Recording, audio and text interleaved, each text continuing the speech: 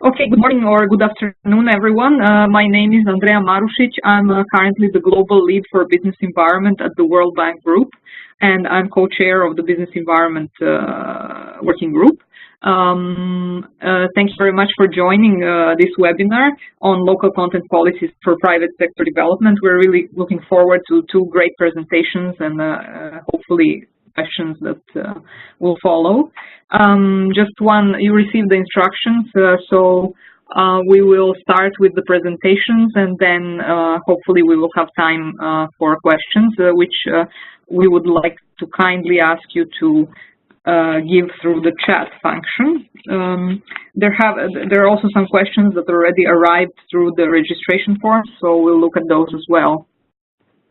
So just to start it off, I'm also really looking forward to the presentations, considering the kind of increase of use of local content policies in recent years. According to a recent OECD report, this has been the case in the past years. Governments use these more and more to try to achieve a number of policy objectives, mostly targeting to take a leverage, let's say, investment and target employment, as well as technology transfer, etc. This is in particular the case in the mining sector. So the use of local content policies is widespread, including in many OECD countries. So of course, it's also a controversial topic. So we're looking forward to hear, let's say, the good, the bad, and the ugly when it comes to local content policies. We have two speakers today. Geipel, I hope I'm pronouncing this right. He's the founder and managing director for the Mining Shared Value Initiative at Engineers Without Borders Canada. This is an initiative that works to improve the development impact of mineral extraction in host countries through increasing local procurement by the global mining industry. You have also his CV in the invite. And then our second speaker is Andrea Dall'Olio, my colleague from the World Bank, who is a lead financial sector economist at the Finance Competitiveness Global Practice, and he's been at the bank for more than 12 years, working both in analytical and operational work. Part of his career he spent in Africa as well, so he worked in Tanzania, Uganda, Burundi, and he's going to be presenting on a publication that looked at how to leverage the discovery of large deep-sea natural gas in Tanzania and how local content can be maximized to benefit the economy as a whole. So looking forward to the presentation. Over to you, Jeff, for the presentation. We'll have each about 15 to 20 minutes. So I'll just warn you, it's 5 minutes left for your presentation. Jeff, over to you. Okay, great. Can everybody hear me well? Yes, okay, great. Okay, well, thanks so much. I guess you're controlling the slide, so I'll just start by thanking everybody for having me. I've been talking to Simon White about this for some time now, about the overlap between business environment and local content, so it's a really exciting topic. And I think one that is not always, those two topics are not always connected that well, so I'm glad to kind of have a chance to talk about that. So next slide. So just really briefly, as was alluded to, we run a nonprofit initiative promoting local procurement by the mining industry. And, we work with the World Bank, with GIZ, who I see is on the call, and a number of other actors. And most of our work is trying to empower better practice, both the government side as well as the company side, and also trying to approach local content in a systemic way. So not just looking at local content regulations or a couple of policies, but trying to get the whole picture at once and aligning them, and I think that'll speak to the topic today in terms of business environment as well. Next slide. So everybody probably knows this. I want to kind of just, definitions are important, and this does lead to confusion. So when we're talking about procurement, we are talking about goods and services bought from an external provider, not direct employment, so not employees on site. There is a gray area with subcontractors, because some subcontractors essentially are permanent employees, just invoicing all the time. So those are, sometimes those are kind of suppliers, and sometimes they're not. But that's the little gray area. Obviously, local procurement refers to when you're purchasing these services closer to the mine site, And this is really important, this last point, is that many people constantly use the terms local content and local procurement interchangeably. And that is incorrect, because local content, next slide, is a much broader concept. Local content is essentially any kind of participation by domestic actors in the value chain. So that's everything from equity ownership in a mine site to hiring, to management, to procurement, all those things. Whereas procurement is specifically about goods and services, and that's it might sound like a minor issue, but I've been to enough events and roundtables where we spend the first 20 minutes just recognizing that people are talking about different things when they speak. So it's really important to be specific when you're referring to these components of local content. So just this is a definition from the OECD. I really recommend it. I think it's quite a good one that kind of encompasses everything. Next slide. So obviously why we're here is because this is an important issue, and the reason it is an important issue is essentially these stats. We started about 6 or 7 years ago, and it struck us that there's just an incredible amount of bilateral and multilateral and foundation funding going towards extractive industries, transparency, revenue payments, which I think is absolutely vital and necessary. But if you actually look at the stats, procurement is usually 3-4 times as big as tax payments. So this is an aggregate data set from the World Gold Council. They basically looked at all their companies' members and where they were spending money in sight, in country, and 71% went to suppliers. And as you can see, only 12% went to governments. Just for reference, community investment, so kind of philanthropy was only 1%. That gives you a sense of how small that can be. And so this is why we promote local procurement, because to us it's probably the biggest economic lever for development if done well. And for that matter, it's also a giant risk for things like corruption too. So I think it's a lot of money at stake. So that's why we focus on it. Next slide. So this is obviously another semantics piece, but again, one that is vital to get right. So most mining companies, or for that matter, governments, define local in a number of factors.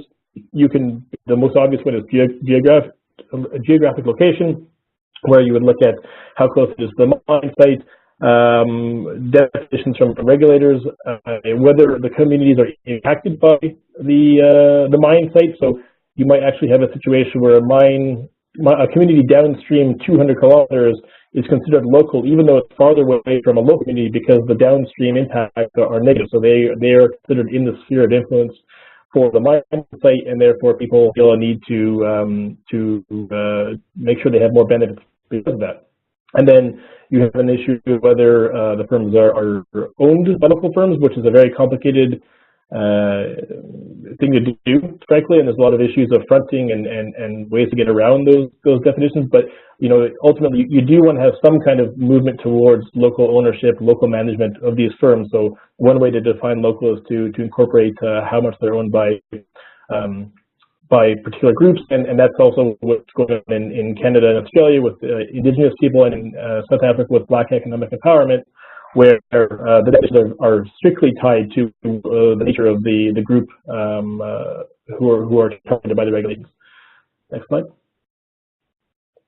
So this is an extremely important point, because most companies, when they talk about local procurement, in fact, when most policymakers talk about local procurement, they refer to goods that are purchased in country. That includes imported goods. It also includes service offerings of international firms that have a branch operation, and it's extremely important that those numbers are parsed, because if you have a situation where most of your locally procured goods are actually imported, you're not actually defining, creating many benefits for local host communities. And there was a high-profile study by the ICM and the Zambia Chamber of Mines in 2014, which found that out of all the locally procured goods, quote unquote, only 4% were manufactured. So that's a huge gap, obviously, in terms of actual economic benefits for local host countries. So it's really important to, when people give these figures on procurement, that you kind of you push a little deeper and ask for a subsidy. Next slide. So this is Pretoria, this is South Africa, so I'm just using this as an example of a country that is doing local content regulations. So if you go to the next slide, as was alluded to, I mean, this is the new normal. I think that most governments and bilaterals and multilaterals are getting to this point where they understand that this is the new normal, and it's very unlikely that any new money legislation is going to come without local content regulations. Industry, I think, is still resistant, and for that matter, I think that the OECD trade group is definitely a little bit on the kind of defensive about these. But I mean, I think it's fair to say that this is going to be how things are going. It's just a matter of how to get right, I think, at this point is what I would argue. So South Africa obviously is a really high-profile example. They actually have a very, very ambitious local content regulation requiring that 70% of goods in mining be locally manufactured in 5 years, and that's probably not realistic, and that's probably an example of a regulation that might be a bit self-defeating, but that's a very, very ambitious one. Tanzania, DRC also has local content regulations. And on the oil and gas side, which we don't focus as much in most of our work, but we do with the World Bank in our LED work, which is the extractive-led local economic diversification work. We have a community of practice and a framework. We focus on oil and gas on that one. And so on that front, Nigeria, Togo, Senegal, they're all putting in local content regulations. Nigeria is easily the most high-profile case. Angola and Brazil would be the other two that have made a big effort on this in terms of recent years.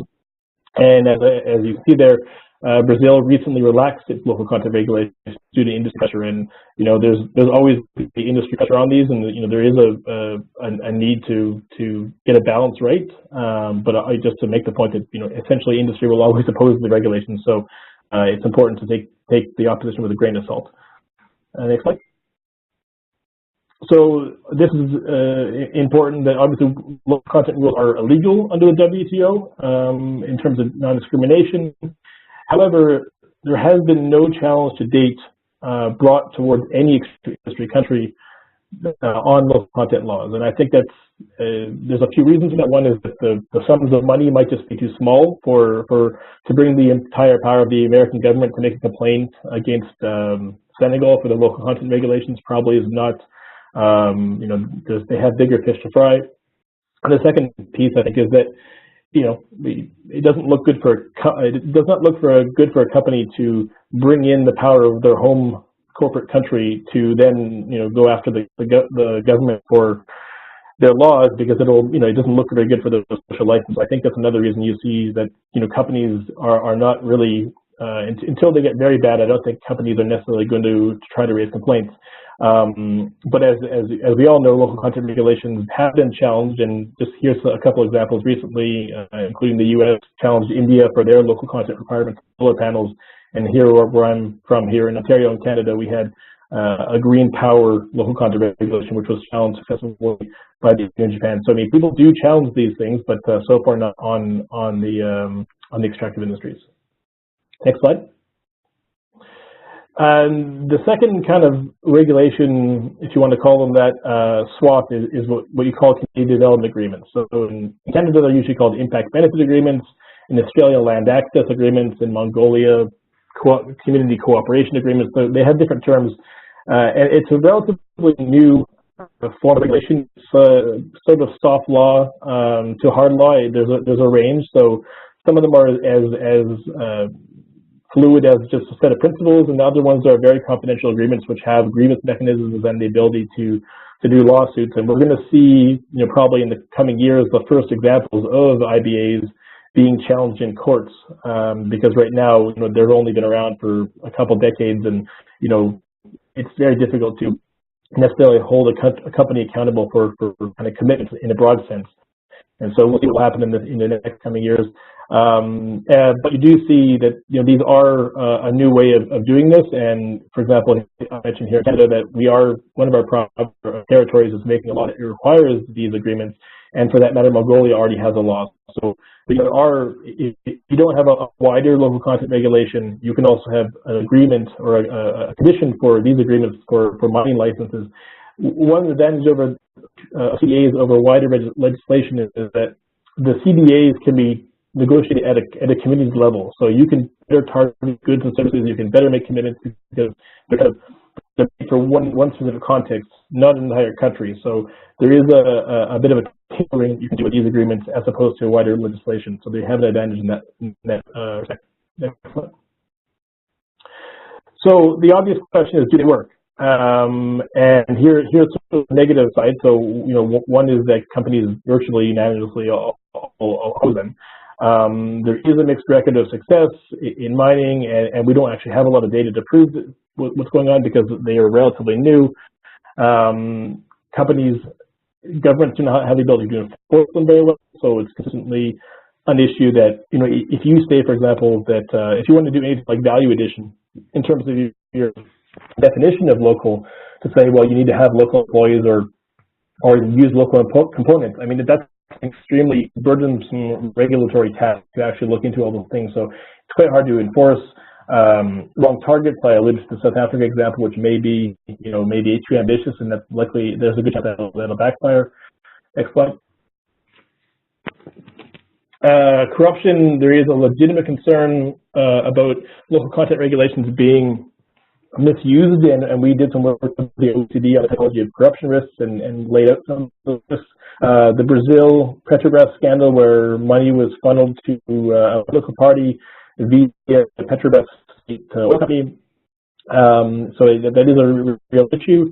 And then lastly, this is an important point in terms of the policy mix you want to look at, is that if you're using local content requirements and that's resulting in less corporate income tax being paid because companies' costs are higher, that's an opportunity cost. That's money that could be sent elsewhere. So you have to consider that if you're doing a local content regulation, it's got to lead to competitive businesses, because in the short term, you're really just shuffling money from essentially from corporate tax to businesses that might otherwise be competitive. Next slide. However, I'm going to argue in the broad sense that they can work and that they do work if they are put together.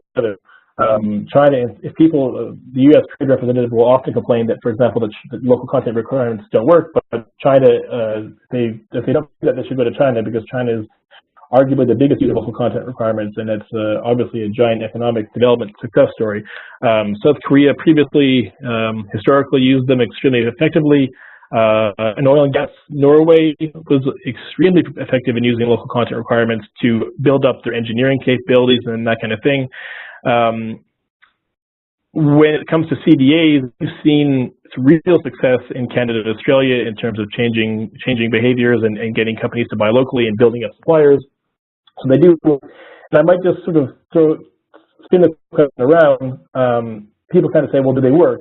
But really, there's no example of a lower income country developing a supplier base without them.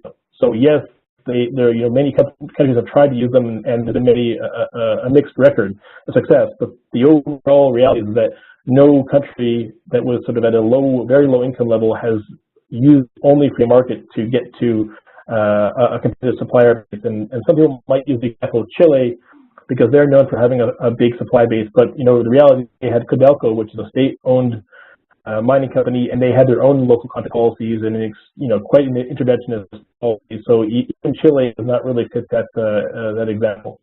So next slide.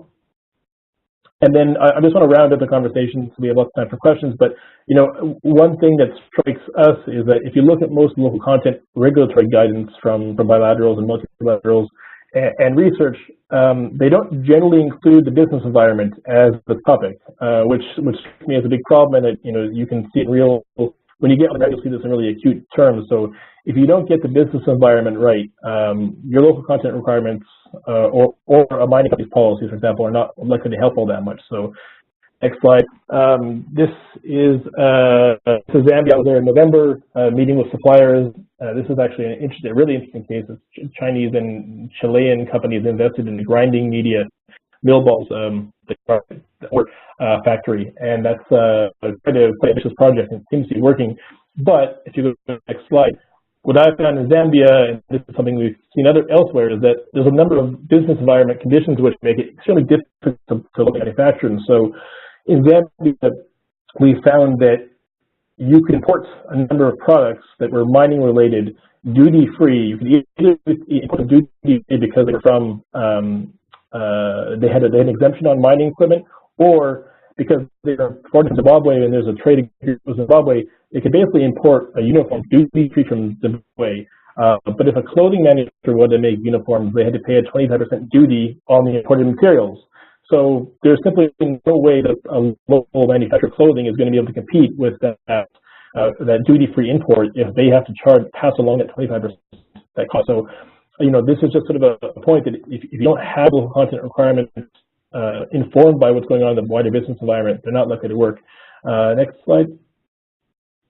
Yeah, so essentially, high or complicated tax burdens. There's quite a lot of controversy right now about sales tax versus VAT. They're implementing a sales tax, and everybody is saying this is going to harm small businesses.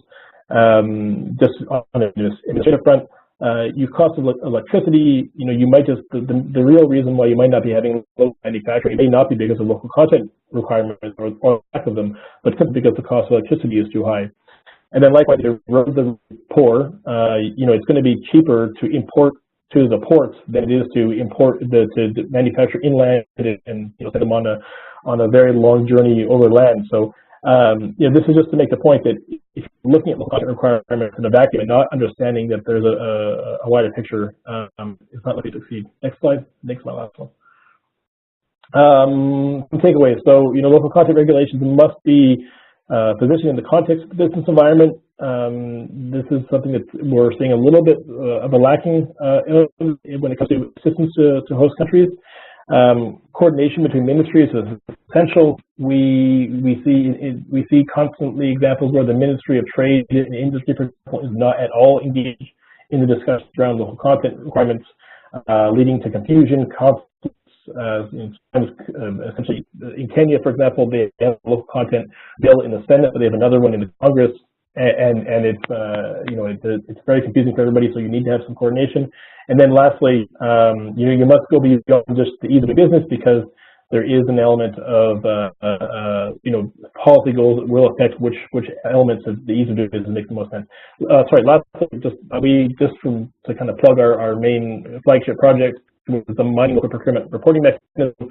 We're trying to help all of this by getting all the information out from mining sites to host country communities, stakeholders, and governments on how they procure, what they procure, and policies around that. So I think I'll leave it there. We're short on time. Thanks, Jeff. Thanks for also being in time. Okay, this is, I think, a great lead into Andrea's presentation on the Tanzania study. So I'll just pass it on to Andrea.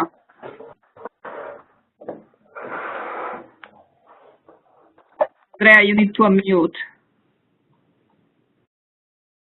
Hey guys, can you see me? Because unfortunately I had to take this call from home. So we can see half of your face. Maybe just pull up the camera. Perfect. Thanks. Okay, thank you very much. So just wanted to, when I introduce myself, I wanted to introduce also the colleague that worked on this project with me. That we are lucky that she could join, Barbara Calvi, and she's joining from London. Barbara was working with us at the World Bank in Dar es Salaam, and now she's with an investment bank in London, but she was kind to join us. As Andrea was saying, I worked on this project in Tanzania, at this point is almost 5 years ago. We concluded the study 2.5 years ago. But I think, and again, it's very much connected with what Jeff was mentioning. I mean, I could say of the message that Jeff presented in his presentation. What you're going to see here is basically like an analytical study that we put together as a prelude to a possible intervention from the donor community together with the gas companies in Tanzania. So next slide. So you say, what was the context? The context was very much like a country that all of a sudden got flooded by this news of big discoveries of oil and gas. Discoveries that were worth investments almost the size of the GDP. I mean, we are talking about $30 to $40 billion of investment that would have to come into the country in order to exploit these large offshore gas discoveries. Now, the question is that that was coming, and it was pretty much in the news, was how can you bring the sustainable benefits from the Tanzanian population, out of which more than one quarter is below the poverty line, from these big discoveries. And that's where the discussion on local content. And it was interesting also, was Jeff was mentioning, I mean, when you start discussing local content, you really you are starting debating, like, what do you mean by local content? What we realized in the press, the expectations were extremely high, but there was very much a confusion of what local content would be.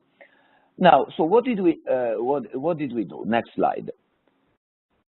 We basically, our role was a little bit in between three stakeholders. So you have the local private sector, that of course had this expectation of coming in, but coming in could have been also, oh, can we own the blocks and start exploring ourselves the blocks? Despite the fact that we are talking about technologies we are only available to a bunch of companies around the world, because we are discussing about offshore gas, like 3 kilometers down the ocean, and so on. The government was negotiating with these big gas players that had expectation in terms of like revenues, but also on how to bring this benefit to the various side of the population. And then, of course, the gas industry. The gas industry, there were three major players, one of which also merged during the period, and they were like there at the window, and also like looking at this dialogue that was taking place as one of the bases also to decide and to take a final investment decision regarding this big project. And what was the goal of our exercise? Why did we do this work? I mean, one of them for us was make sure that there would be the realistic expectation. So the expectation were ranging from saying, oh, the local content in Tanzania, zero, because the country is not ready, doesn't have a history of oil and gas, to the local player that will say like, oh, we can do everything. We don't even need the foreign player. So what could be the realistic expectation of what could be localized? The second thing that we wanted to do is also, on the policy side, try to see whether through our analytical work, we could inform the policy making. And the policy making was also the design of this local content policy that were being designed exactly while we were on the ground with this study. And at the same time, the objective was to start preparing the local market, preparing the forms, preparing the workforce, and helping in implementing some of these programs. Next slide. And basically here we just wanted to look a little bit at the possible ways the oil and gas could benefit Tanzania. And of course, if one were to wait until the project were off the ground and the gas were being produced, this benefit would come only very late, after the revenues, the fiscal revenues were to materialize. What we started discussing is that, well, there is also like some benefits that are coming during the construction of the project, through FDIs, through linkages, to technology transfer, and so on, even during the construction of the project. And in particular, this middle part, which was the liquefied natural gas plant that was supposed to be put onshore in southern Tanzania. Next slide. So why did we look exactly, when we started dividing the industry between the three possible sequences, we had the upstream, the upstream, basically, like the exploration, the drilling activities, were being like an offshore project in deep sea water.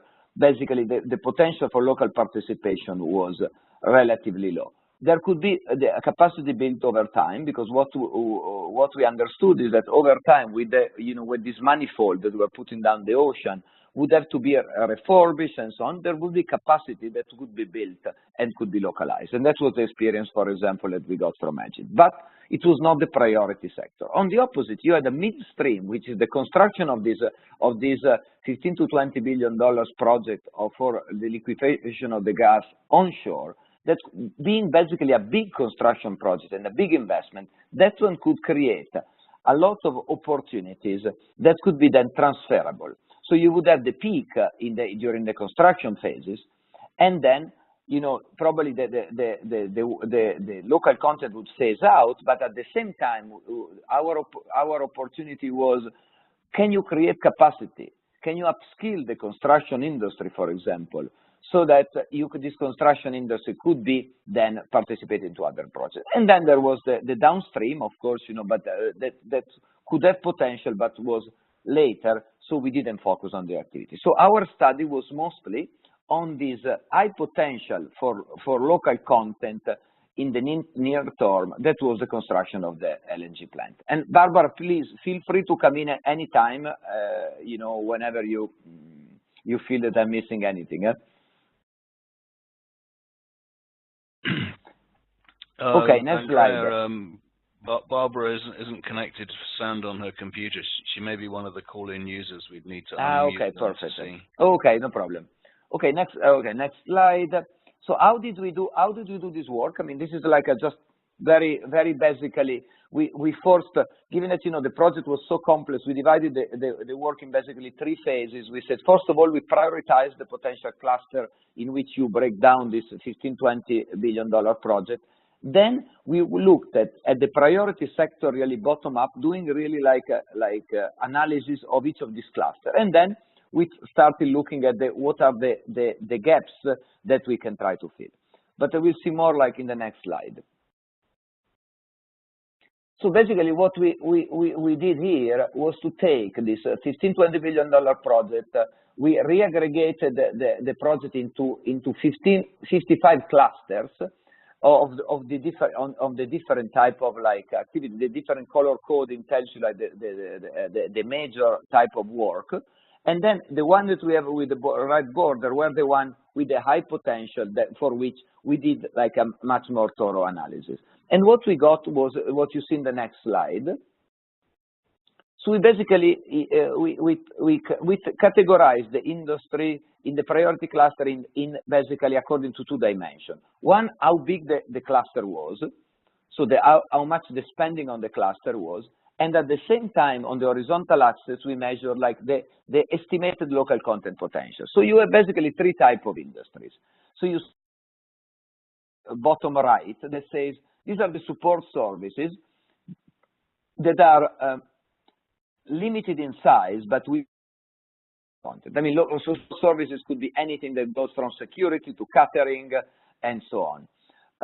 Then you have on the opposite side of the spectrum, you have very specific LNG activities. For example, the construction of the tanks, of the installation of these pieces, the major fabrication of steel work, the creation of the docks for the boats to anchor to it. These are very high spending, but very technically, very specialized, so very limited potential for local content. And then you have a bulk, the middle of activities that are basically general construction.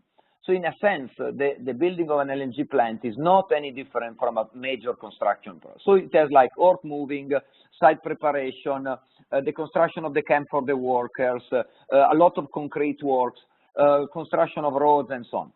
This is a sector where we wanted to focus because there was the potential of transferability of these skills that would not just be used for the project, but they could be then transferred going forward. Next slide.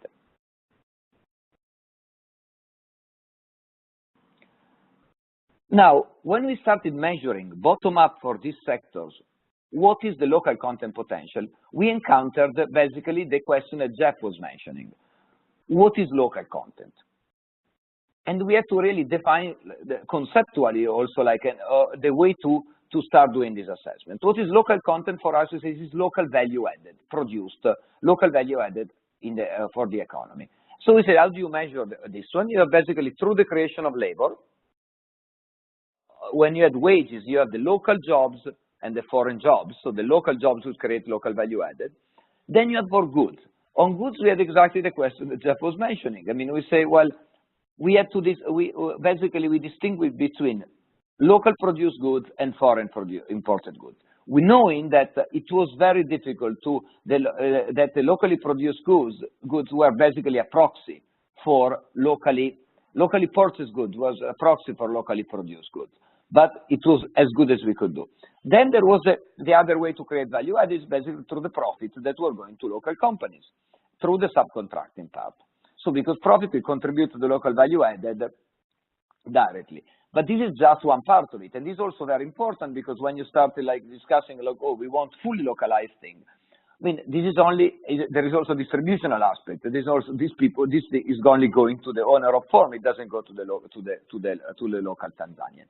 All of these elements, the local jobs, the locally produced goods, and the local subcontracting was forming our concept that we call local capture. And we didn't want to call it local content because exactly for that, the reason that, you know, the locally produced goods, procured goods was just a proxy for the locally produced, and we didn't have.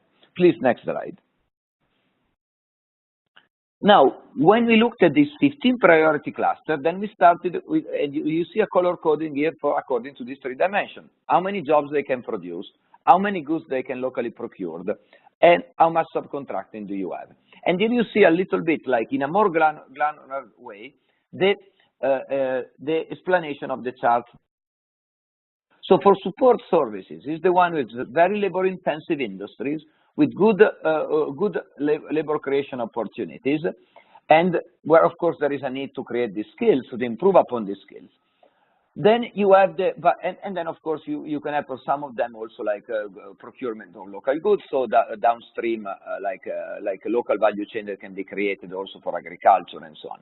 Then you have the general construction. The general construction is the one where you have some opportunities for some of them for job creation, not necessarily in all the categories of skills, but for like a large majority. And then some opportunities also for goods and subcontracting, with keeping in mind that they are very capital-intensive industries.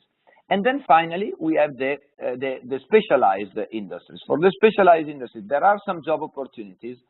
There is some potential to develop local capacity going forward, but one has to be really realistic on what to expect. Next slide. Now, so what is it? This is basically our baseline scenario. So you say, suppose that on average the project has $17 billion, out of which 12.4 they go in priority industries. We estimated the local capture of this 12 billion to be about 1.4, so on average of 11%. But it's an 11% of that is basically, so again, with local capture being our proxy for local content. That is very different according to the different clusters. So it ranges from more services, about 20% in construction activities, and only 5% in the specialized clusters. Now, we have a few slides that I will go quickly through because they just give you a little bit of a sense of what we did in there. So here you see like for the different, looking at jobs in support service, you see that this is really the sector where you can get mostly local jobs. But it's important to look at the pie chart because you say that despite the fact that the jobs are like more than 90% localized, the payroll is about 60% localized. Basically, that means that, you know, the jobs that you are creating locally are the low-skilled ones, while on the managerial side and so on, mostly they're coming still from abroad.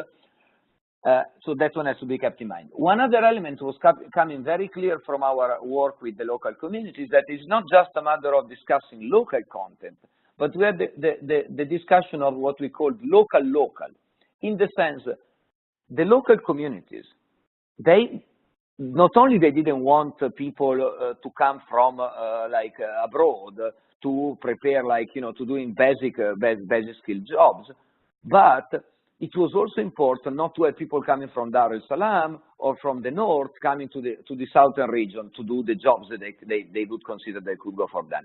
So how can you create these skills that are available in Tanzania, but at the local communities? I mean, think about the security guards, think about the cleaning lady, think about the chefs and so on. So that is even like a further dilemma that you have when you start discussing local content. So you say then you have a different balance for the construction activities, very intense, very like pretty much intense into the overall project. And then here you start having the elements of, even for the basic skills where you can go local, very important to have like communication skills, which means English, like strong health and safety training. And then you start having one of this dilemma that is, again, the middle dilemma for the skills, which is you have people who have like maybe good construction capabilities that they developed over time, but they are not certified. So how do you know that there is a welder that can really do the job if the welder has not gone to school and doesn't have any certification? And you cannot take the risk in a project of $15 billion to have something that is not done proper. And this is really come like some of the elements of the design of our program that could be, well, and it's very important, and I'm sure Jeff has encountered it, is that's what we call the recognition of prior learning. So it's not just a matter of giving training to people, because some of these people, they don't need training, but they just to be recognized. Bringing like to the ground people who can do the testing and can start filtering out the people who have the skills or not. The next slide, very quickly, the next slide, you see where the opportunities are very minimal for the project-specific activities, because they were really required high level of skills. Of course, you know, there is something there. Next one. On the next one, we looked at the goods and that where we see that, you know, like some of the opportunities are there, and we said, but the real element for the local firms, I mean, you have basically this dilemma in the subcontracting, which is it boils down to two words. One is quality and one is quantity.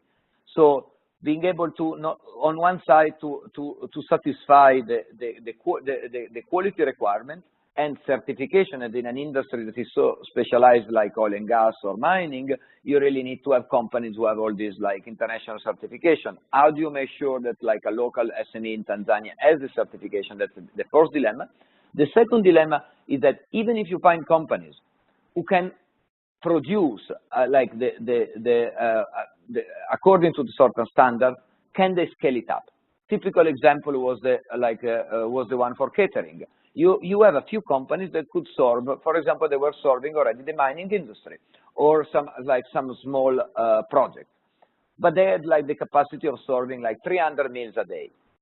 Does the same company have the ability to scale up 20-fold and to produce like 6,000 meals a day? This is exactly one of the questions that that you start encountering when you try to localize this. Next slide. So basically, let's look at this slide summarizes the constraints that we found for jobs, for job localization, for local content pertaining to jobs, and we have categorized it both with like vertical constraints for basic skill jobs, semi-skilled jobs, and skilled jobs. Well, basically, and also for horizontal ones that are like that are cross-cutting, like communication, English, health and safety, and the absence even of a database where you can go and plug people, but then also very specific ones. For basic skills, again, the absence of soft skills, the ability like, teamwork, punctuality, problem solving, and so on. For semi-skilled, the operational skill gap, with you are really missing in companies like people who have like capacity of like bookkeeping, financial management, and so on, and also this missing middle, like the shortage of these local craft workers with a proper certification. And then of course for the skilled ones that you have very limited numbers because these industries were not existing. The next slide gives you a little bit the picture for the same constraint but for enterprises. And we divide it between SMEs and medium-large. One cross-cutting is clearly the long-term finance and the access to finance in general, and also the business management capacity on that. And finally, the scale of operation. Cross-cutting is also the constraints about like the information asymmetry. Companies would not know how to go to, where to go in order to have information about this project, how to get prepared. And that's a little bit the mismatch between the demand and the supply. So what did we do? Next slide. So basically we say, well, you basically have to do two things. One is that prepare the people, but also to prepare the firms and create value chains and improve the quality certification. How can we do that? Next slide. And this is basically a little bit the story of our potential approach to supplier and workforce development intervention. So the first element was to say you have to give visibility to the project. So the first element of the project was supposed to be the creation of what we call a local content one-stop shop. So like a repository of both the demand requirements in terms of like quantity, type of product, and so on, but also like the information about for enterprises, and also the monitoring and evaluation of what could be achieved. The second element, what we call the assessment. So you wanted to create a supplier database and also like an enterprise development center where you could enhance the capacity of local firms, advise firms, assess them, and so on. Then the third element was what we call the upgrade. Upgrade both for enterprises and for skills. And finally was the matching element. How could you create, like how would you match this demand and supply? Mostly also done with the participation through a joint venture arrangement with the companies. So that we had, the idea was to use also the local content one-stop shop as to be like this element for matching like the potential skill in the market with some kind of filtering with the needs of the company. Next slide, and then I'm almost done. I said, so what did we do? We repeated the same exercise, you know, from the baseline to a potential best case scenario. And what we estimated, if you put together this intervention that we have designed in the slide before, we could the local capture could be increased. It could be increased from 11 to 17%. One could argue, like, is it a lot? Is it a little? Of course, you know, we wanted to remain realistic. I mean, but you know, you basically mean $700 million of local capture in addition. Of course, the intervention were to be differentiated according to the various clusters. You say that the support service is the one where you get the biggest improvement, because you go from like 55 to 80%, but also like a significant improvement in the general construction industries, you know, where you could reach from like about 20 to 25%, and but also like some improvement also in the project specific industries. Next slide.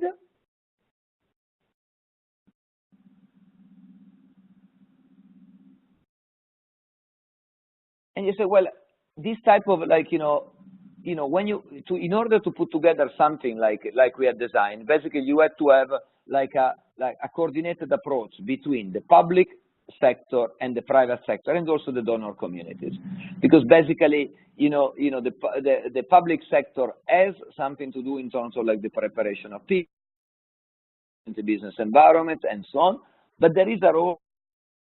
So the private sector has to take the risk on its own to invest, and you invest before you know that you can get a contract. So you have a private sector that is ready to do so, but also there is like a very strong role for the IOCs and their EPC contractors, because again the game that you have played here is that, you know, the IOCs, they would like not to invest and not to commit in preparation of the supply chain until they don't go for the investment.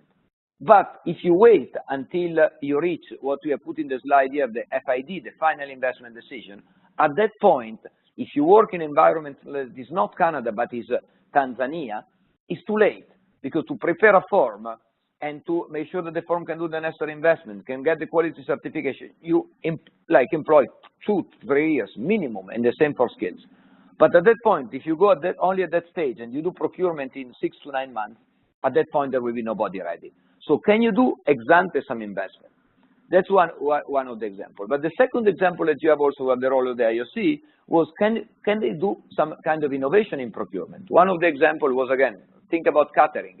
If you go out and you say, I have to do the bulk catering for like the 15,000 people that are at peak in my project, you are probably not going to find anybody in Tanzania. Can you break down this procurement in 3 slots? Of course, it's a little bit more cumbersome, but that maybe give the opportunity to more firms that they don't have this huge scale to come in. So there is a little bit of like that can be done even within the framework that is already predefined. Now, yes. So basically, what are the key takeaways from our work? First of all, there is a large number of quality jobs that they can be created. Of course, are they sufficient to create to resolve the employment challenges that a country like Tanzania has? No. But however, it's important because if you at least to capture all the skilled jobs that are the basic skilled job at the community level, because it is also important to ensure social cohesion. Now, the second takeaway is that the skills and the capacity that you build also in the firms are very transferable.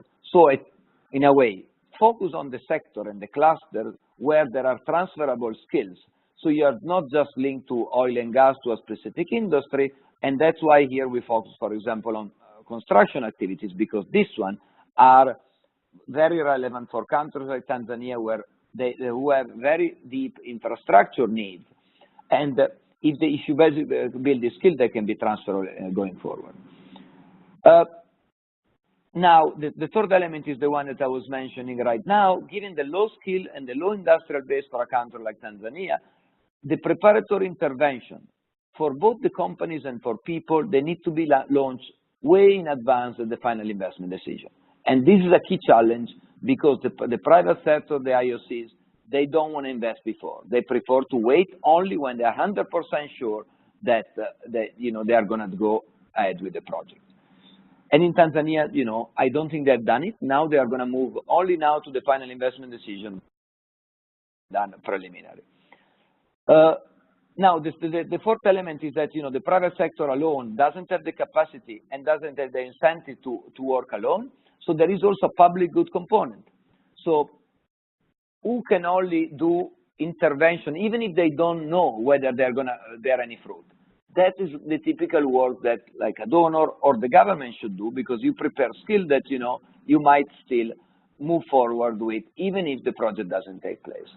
And then the fifth element, the policy requirement, they need to be based on an objective assessment of the situation. You cannot just put a requirement like you want to have 50% of local content, because the result that you're going to get is exactly what Jeff was mentioning. A lot of front companies that they just label themselves local, but in reality they are not. So they just create, they pass through profit to some local people, because you have a local businessman who creates a local company that gets everything from abroad and gets like a hefty profit out of that, and it doesn't. Or that even worse, can also block a project altogether, because if you put a constraint in the local content and like an IOC decides that this is way above what they can achieve, and is not, and it cannot be circumvented, they can even decide that it is not going ahead. And a little bit of the discussion that took place in Tanzania was also related to this local content requirement. Thank you very much, guys. I stop it here. Thanks, Andrea. Okay, these were like very comprehensive and I think extremely interesting. So now we have a few minutes just for a Q&A session. Just to clarify, Andrea and Jeff, we're not getting direct questions, but rather questions through chat. Now, I don't see currently any questions in chat, which probably means that you were very, very comprehensive and maybe have answered all the participants' questions. But we did receive some questions through the application form, so maybe I'll go through some of these. And then maybe you can just very briefly provide an answer. They're quite general, but and also have some common elements. So I'll give one which came from the Danish embassy. I'm not sure which Danish embassy, Garcia Honor, who is asking, while promoting best practices, how can we as development partners ensure our voices are heard, especially when local businesses do not have either the expertise nor the financial strength to meet local requirements of their country? I think, Andrea, your presentation was very much in that line, but maybe just a very brief summary from, or a couple of points from the two of you on this question. Yeah, that's okay. I don't mind staying a few minutes past 10, by the way. I mean, my answer to that in terms of how donor agencies can act is, I mean, I think that donor agencies need to first start by assessing what's already being done in these countries. I think a lot of donor agencies are often kind of rush in and try to do a supplier development program or something, and they haven't really done a full assessment of what's going on in the country at first. And there may already be a supplier development program, for example, so they shouldn't duplicate that. Or there may already be a strong chamber of commerce that it may make more sense to work with a chamber of commerce than it does to make your own program. So, I mean, I think that's my kind of short answer, is that the donors really need to take their time in sort of understanding what is the most effective way to make things work, and that may be changing government policy, maybe changing company policy. There's a whole bunch of things, but just really take some time to understand where they can add value rather than assuming. Thanks, Jeff. Andrea, any comments on that? Well, to me, the key answer, what can the donor do, is really like playing like an honest broker here, in a way. I mean, in this dialogue, and I think this is also very important. I mean, that's the first element. I mean, facilitating a dialogue, because each of these parts that is part of the discussion has something at stake. So while the donor community, in a way, can be seen a little bit more like detached from this thing. And the other element is really like some of this public good that we are discussing. Probably like the donors can do it, not alone, because at the end of the day, the people who know what they need is only the IOCs, but trying to come in with some of this public good intervention.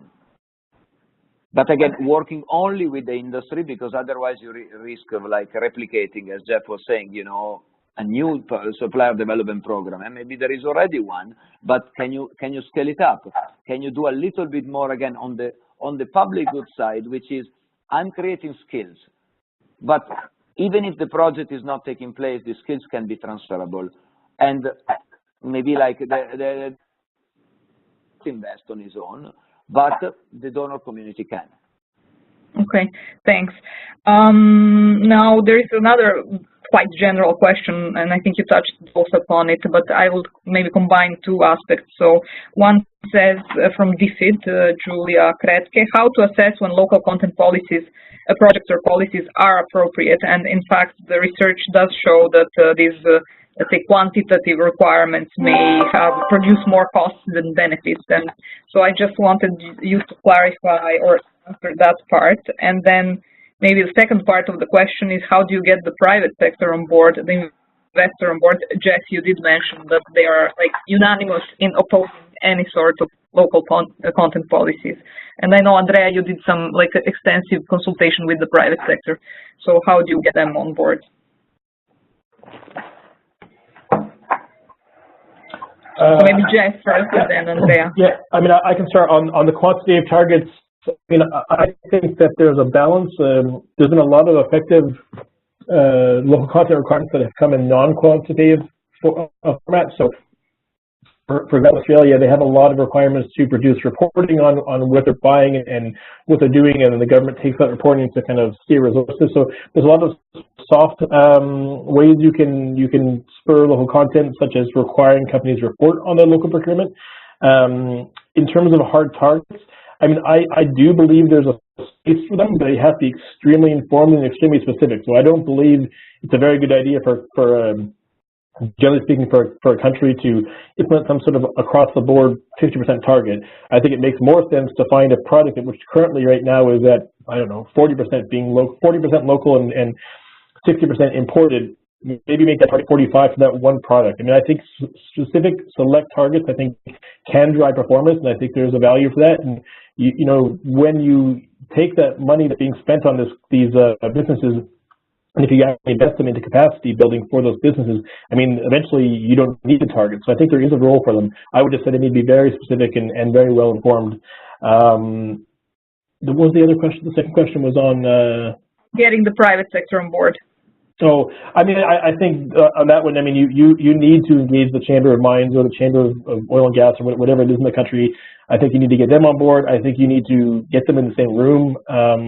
Frankly, we see that most mining company procurement people have never met each other in these countries. So, you know, the procurement people from one mine have never met the others, and just getting them in the room for the first time allows a lot of best practice sharing. They can communicate general concerns about things that are, you know, some of those business environment problems I mentioned. I mean, they can get them all. You can get them all in the same room. You can make a bit of a voice. I do find that kind of tackling one company at a time is not a great idea, because they just sort of, if they can't see each other doing things, it makes them easier for them to kind of put their hands up and say, oh, well, we can't do it. So I would say that that's what one strategy is, to get them all together, aligned through a chamber of minds and in the same room, and then work with them that way. Thanks, Andrea. I mean, I fully subscribe to what Jeff just mentioned. I just wanted to add, have a baseline. For me, that's just one word. We did this work is because really the baseline was completely absent, and the expectation, you know, if I had gone out in Tanzania and say like, oh, the realistic expectation is to get 17% of local content 3 years before we did the work, that we would have been probably like really shouted at.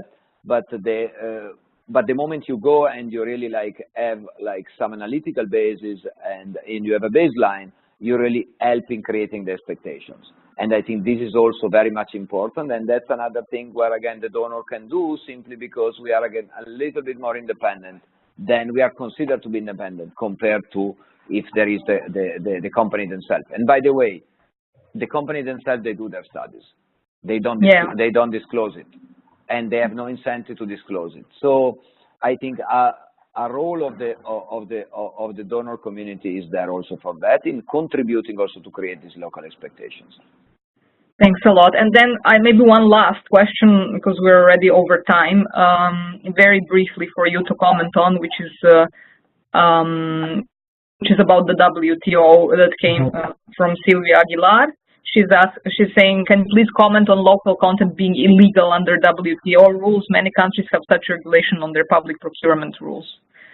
Yeah, I'm not 100% fully up to speed on the latest sort of rules on this. I mean, I think it is illegal for not under trims for goods to be qualified. So perhaps the reason why that some governments are able to have some requirements is because they're saying, oh, you must, like, for example, in Australia, they have a rule saying you must buy 3% of goods from indigenous suppliers. So maybe what they're doing is, as long as that 3% doesn't include goods and the 3% isn't services, they're getting away with that. I'm not exactly too sure if it's a lack of enforcement. I mean, it is against the rules to under non-discrimination under our national treatment. So I think it's more of an issue that companies and governments don't want to push this too hard, because it doesn't look that good. Obviously, if you're a company and if you're advocating against the government's ability to buy locally, it puts you into quite a bad social license fee. So that's my assumption.